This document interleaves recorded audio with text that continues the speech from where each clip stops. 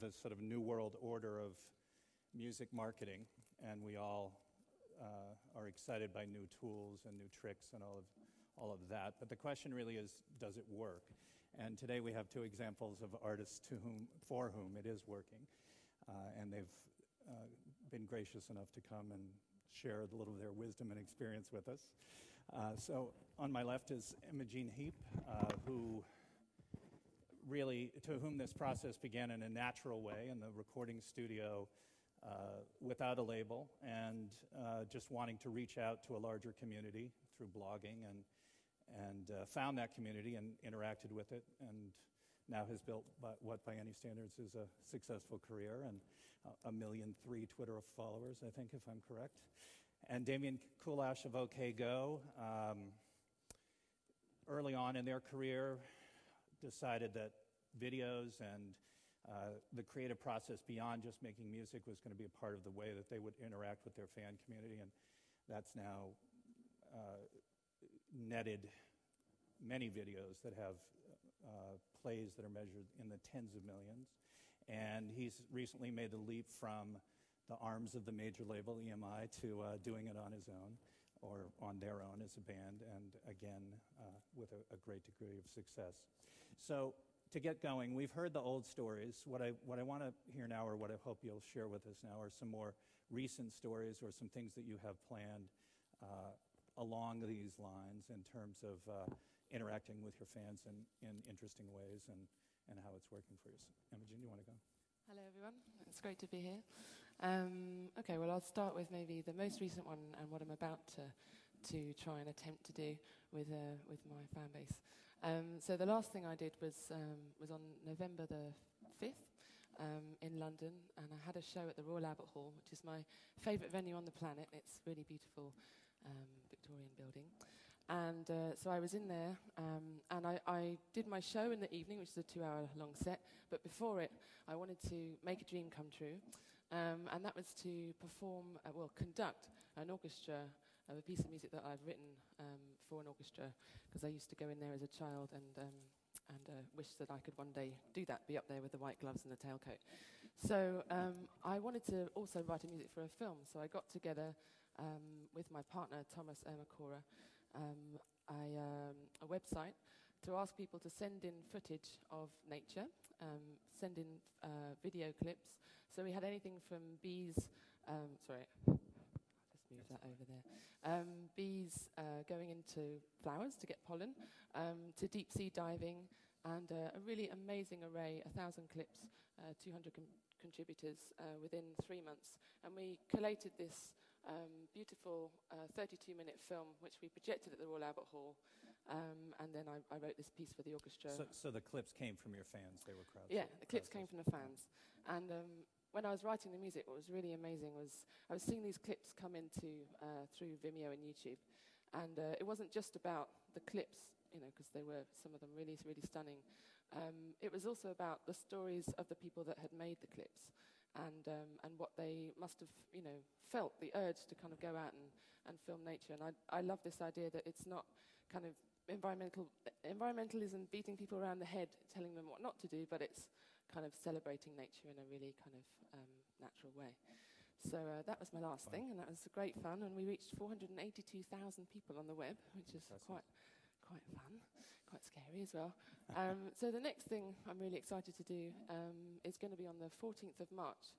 In my life, there's lots of touring, lots of kind of trying to develop new ways of having fun on stage with tech and online, and also having a life on top of that with my nice man.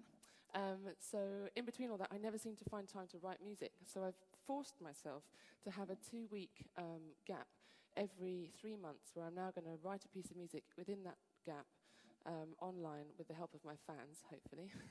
Haven't actually asked them yet, but today's the beginning of that. So on the Monday, we're gonna get clips in from the internet, from them, anything from a cat purring to a city scene of traffic, maybe in London, to a dulcimer, to a piano. Sending in these clips, and then I'm going to make a piece of music out of that. The next day, they're going to send in words, and we're going to talk about the words online using vocal.com. And I'm going to try and encapsulate a moment in time, a day in time, from the fans, my fans around the world. Next day, videos, and next day, stills and pictures to get together the artwork and the music video. Friday and Saturday, get them to, I'm going to put up the middle 8 section, which I'll have recorded in the studio. They're going to then perform a solo over the top, and then the winning, my favourite one, gets on the record. Next week, we film the video, and then on one day, we finally release the song. My friend Tim Exile is going to do a live remix as he hears it for the first time.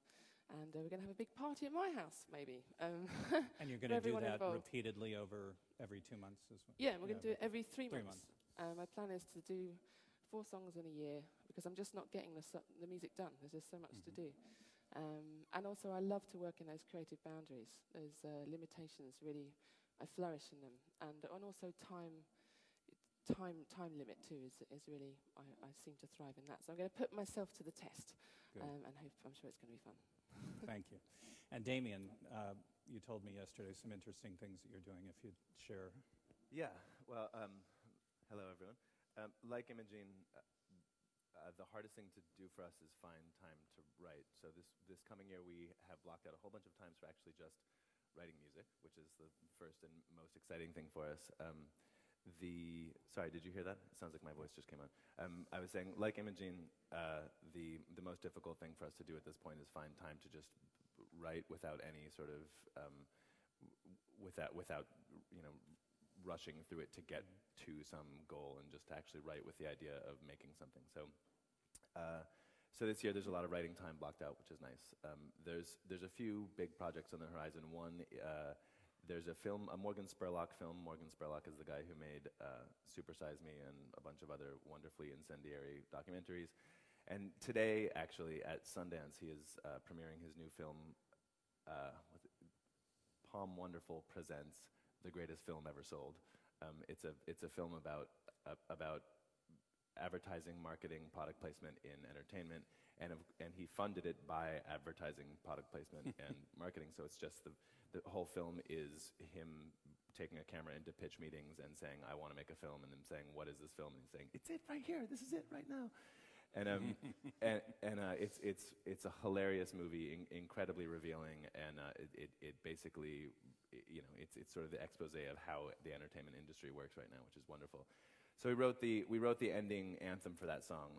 For that film, and the film premieres today.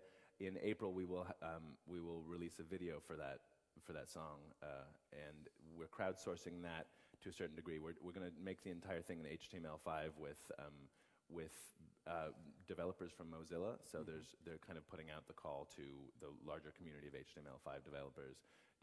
So it's unclear at this point what exactly it'll be, which is exciting for us. It's a new big video project and we don't know what it will be. Another video project that we don't know what it will be is a dance collaboration with the Palabolas Dance Company in New York. So we will do live performances with them in July, and we have about 4 weeks of playtime with them between now and then to figure out what it is we're doing. Presumably a video component will be part of that, and of course the live performances. And we have other video projects on the horizon for summer and next fall if we can get around to them. The good thing about where we are right now is that we don't. Rather than having these sort of chunks of things we have to fill in, you have to get an album ready by such and such a date, or your publisher wants this, or your label wants that. We have a sort of running list of 50 or 100 ideas that would be awesome if we could get the time or the finances or the resources, the talents to do it. And so as those things come around, we chase them.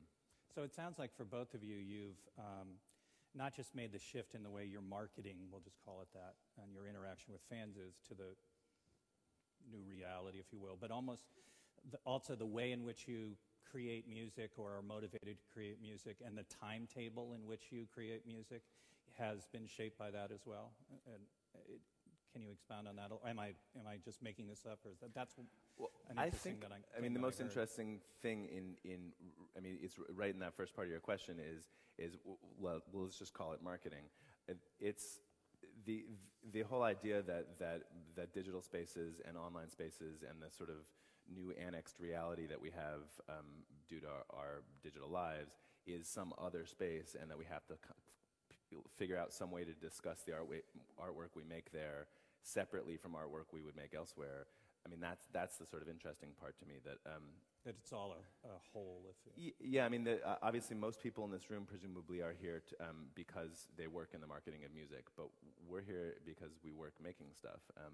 So it doesn't feel like marketing from my shoes. I mean, I suppose that the Medicis probably thought that the Sistine Chapel was great marketing, but that's certainly not what he thought when he was painting the ceiling. Right. And for us, I mean, I can't speak for Imogen, but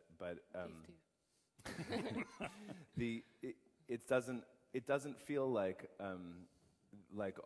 digital spaces or social networks or the kind of new parameters of the music world are spaces that must be explored for the sake of commerce. It's spaces we get to explore for the sake of art.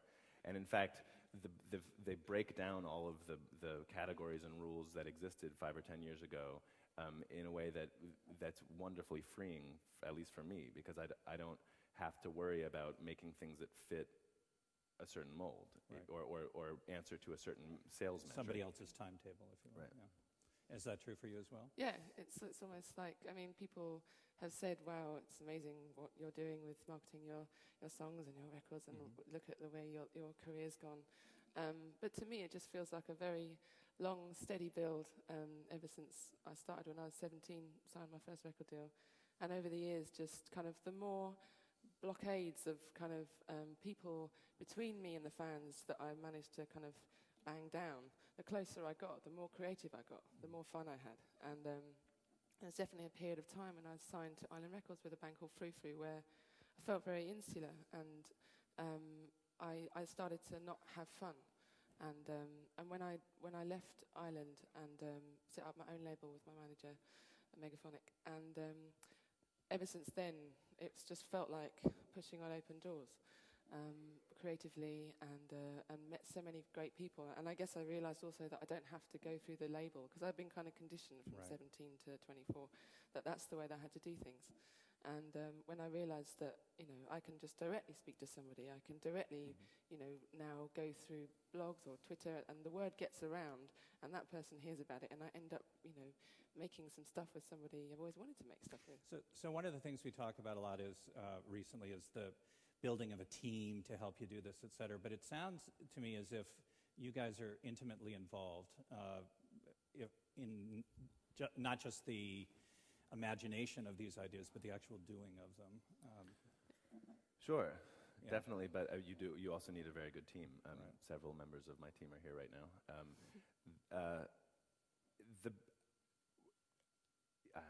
Where to go with this? The obvious issue with the sort of death of the record labels is artists are making money somewhere, and it's not necessarily off the master recordings, or at least not off of physical sales or downloads of the master recordings. So shouldn't they be compensated for all of the other things that artists are making money off of? And that makes tons of sense. And the only reason you wouldn't want to do it from an artist's point of view is you don't get to pick that team. So if you, when we were on a major label, we had really great relationships with the sort of bottom-level workaday people who were actually doing most of the work, and actually pretty decent relationships with their bosses, but none of us picked each other. It's a big corporation, and now I have a team of sort of 5 people I work very closely with, and another 10 or 15 that they. And you got to pick them, basically. And and they answer to our goals, not to a set of goals provided by somebody else. A corporate goal. Yeah. And for you? I was actually going to say that my team also does include my fans. I really hate doing biographies; they're so boring, and it's really hard to kind of. You want to tell people how all the great things that's been happening, but you don't want to kind of blow your own trumpet too much. And I couldn't find somebody to do it, a journalist to do it. So I reached out to the fans and just said, could you? We basically did a Twitter biography. So I asked the fans to write little pieces about me in 140 characters or less, and we compiled it together and created a biography that was by the fans. And it was amazing how well they knew me, which is maybe a sign of how much I tweet. But it was a really fun kind of creative biography, and I think it kind of said a lot about what we do together, me and the fans, without kind of having to spell it out. Beyond the obvious, the Facebook, the Twitter, the making videos, is there any particular technology that you're either using or have read about or thinking about using that is just sort of interesting to you or has potential or maybe even have shown results, Ustream or whatever it might be? Well, for me, I'm really passionate about this great program called Vocal. And it's spelled differently. Help me. Vocal spelled Vokle. Okay. And when I met them, they sent me an email because they'd heard how I like using lots of different, different kinds of ways to reach my fans. And so they sent me an email saying, we've got this new software, we think you're going to love it. So I met them in LA. They hadn't yet done a broadcast. I didn't know that. I thought they had. So they were in a cafe, and we plugged in online to the wireless network. And I started, it's basically like a YouTube, but a live TV broadcasting. It has broadcasting capability, so you can kind of go, you can choose an editor, you can choose a producer, you can choose somebody who's going to kind of screen people before they come online, and you can pick people, and you can have up to 100 people on one screen, all in little boxes. So it's really, really great fun. So I did that, and just in the first time of using it, 300 fans came up, and we were already chatting and having conversations, and I just instantly just was like, this is what I want to do.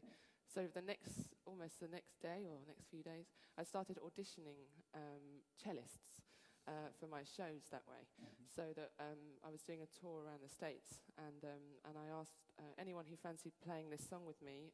My percussionist scored out the cello part, and so they got the PDF, they learnt it, and there was people. So I was in my hotel room, and they were often in their school or in their garden or somewhere creative or in their bedroom, and they would have their cellos, and they would kind of be playing this piece while playing it down the TV on the internet. And all my fans were like, she's great, we love her, get her, definitely. And it was really, really fun to see the reactions. And I found some amazing cellists, and people kept in touch with. And later did some a cappella auditions too. And I did some jamming with some fans while they were in their homes and I was in my hotel room playing the piano, they were playing the piano. It's good fun. Nice. That must have been horrifying. I can't imagine having to try out for you via Skype, essentially. Oh, very nice. I had a pet lion. It was all fine. Yeah. I don't have such an interesting answer. I'm not. There are no individual things where I'm like, well, that's the future of excitement. Oh, just more something you found interesting or that's worked. There's, I guess it seems like new technologies are tumbling past us so quickly now that it's that the difficulty not the difficulty, but the trick for me in finding a good creative idea is to figure out creative boundaries that are simple and concise and that I can push up against, and discover new things within. We're in fact, in dealing with this HTML5 project we're doing right now, one of the problems is that everything is possible. That there's no that coming up with what makes it a concise idea that actually makes it good art or that makes it interesting, to engage with, is the difficult part. So is there I hear a certain tension between the song comes first or the concept comes first. Which comes first, or is it different every time?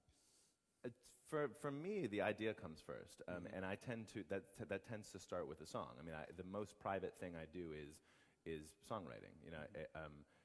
I work with the other members of my band eventually, but most of it is me sitting with a guitar or a piano, and it's like a really solitary act. And then the project sort of grows and involves more people in whatever direction that is. But I know this is sort of naive, but I really don't. I like not seeing a distinction between music, as in beats and chords and lyrics, and music as in all these things that we get to do as people who live in the 21st century. I don't think that music has that pop music has really ever been non-visual. I mean, there's no Elvis without his hips, and there's no Jimi Hendrix without his lighter fluid, and I don't like. while that doesn't mean their music wasn't the most amazing thing about them, or their sort of recordings weren't the most amazing thing about them, the recording industry itself is only 100 years old, and I feel like I grew up listening to the radio and listening to pop songs on 7-inch records, and so that's what I wanted to do. I wanted to make recordings like that, but that's not. It was because what's exciting is making stuff, and so given that we live in an era with totally different cultural parameters, making stuff doesn't necessarily need to have anything to do with 3.5-minute audio recording. It's just that's where I start because that's sort of my traditional base. So the video projects for us always come after the songwriting projects, but they're all kind of interwoven. And right now we're trying to figure out whether or not we even want to work in album cycles anymore. It doesn't make sense with the sort of commercial world any longer, but I also don't like having to think of every song as being like, okay, and now here's another project, and now here's another project. I mean, I like writing 100 songs so that 20 of them can be good enough to start in the studio, so that 12 of them can come out well, you know? So we're going to open this up to questions in just a minute, but before we do, is there any, from each of you, is there any thing that you think we've missed or piece of advice that you might share with somebody an artist or a team a little earlier in the cycle than you guys are, a place to start? No, I haven't really formulated my answer. I think there's the really simple way to say it is just make good shit, which is obvious, but where it's not so obvious is that the metrics other people have for success are probably less intelligent than your own.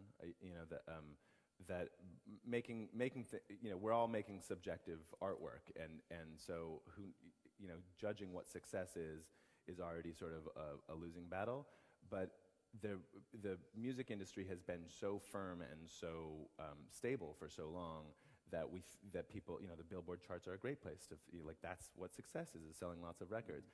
But now that that's totally imploded, you actually get to have this freedom of being, so don't be on the big champagne charts, or be on the Billboard charts, or be on the YouTube charts, or don't be on any charts. Just make something awesome. And in fact, I think especially young artists probably know a lot more about the culture they live in and what is meaningful impact on that culture than marketers do, or certainly than record labels do. Sure. I would go back to what I said before, is that in the beginning it starts as a hobby, and try your best to make it still feel like a hobby. Have fun with it, and go where your kind of creative energies want to go. Try not to second guess everything too much, and don't try to overthink things, because often your intuition is right, and if you live it and breathe it, and like all of us, we live in this world right now, and if you're online already and you're a fan of music, and then you're kind of bound to intuitively know where to go. So just go where your heart tells you. That's Well, my advice. Thank you. So do we have any questions? We've got just a few minutes. There are people, I believe, with microphones in the audience. And there's a gentleman. Sorry, thank you. Somebody right here. Hi, thank you. Is it on? Yes. I was going to ask about negativity and some of the artists you've seen on Twitter who've kind of retreated because they encountered haters on there. How have you found that in terms of being close to people who don't like you so much or are trolling?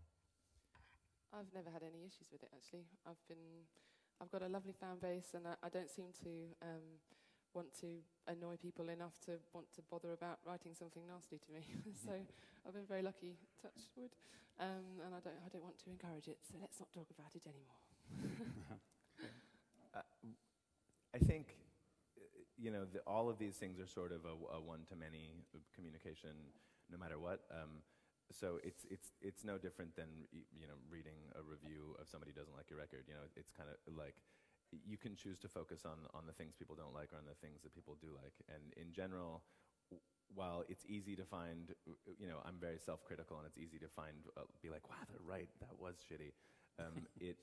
It's easier to be really touched when someone says that yours is the song that got them through their father's death.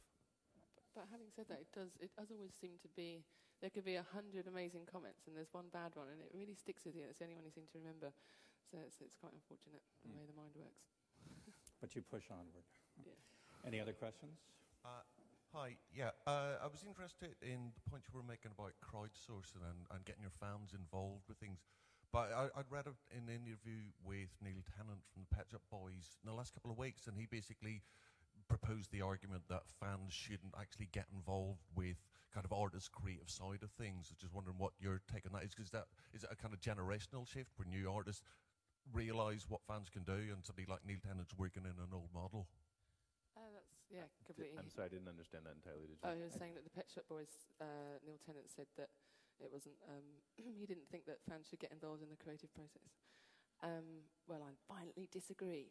No, I think, well, for me anyway, it just, it brings me to life. I feel connected, and I feel inspired by the kind of randomness of it all. It's just me in my studio. There's no producer, engineer, mixer. It's just me. So I really kind of dine on that, having that interaction, and it often spins me in directions where I wouldn't normally go. And I do a lot of projects that are totally the other direction from where I would have gone, purely because of where the fans take me often. So. I think it's totally.